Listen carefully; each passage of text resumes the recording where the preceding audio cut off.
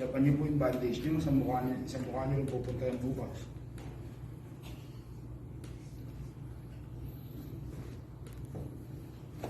Okay. Narrow. Ang gagawin ko, narrow cravat, shoe on. Mag-uumpisa sa ilalim. Sumunod sa likod.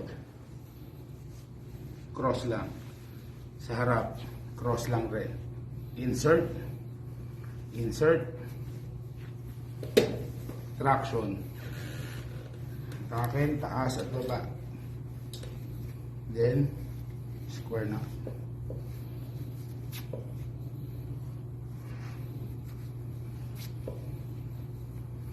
That's your shoe on technique.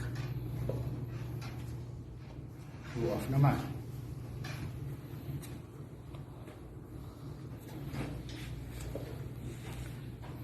Gusto mo nang tanggalin mo? Shoe off. So, ganito po. Ha? Shoe off. Umpisa sa ibabaw. Ilang X? Dalawa. Ilang X ang kailangan gawin pag kanina shoe on, dalawang X. Shoe off, tatlong letra off, tatlong X ang gagawin nyo. So first X, apakan.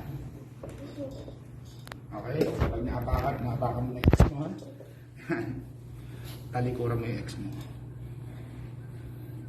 Sumunod, harapin mo yung X mo. Nakailang X na? Tatlo. Ipasok mo na ulit. Oh. Bakit? Anong gagawin mo sa X mo? Sabunutan mo. Oh my God.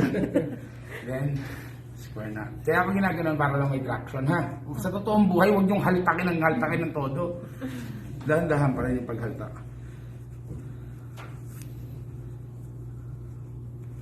That's your shoe off technique. Bilang tapos marami X yan eh. Ano ba naman pa?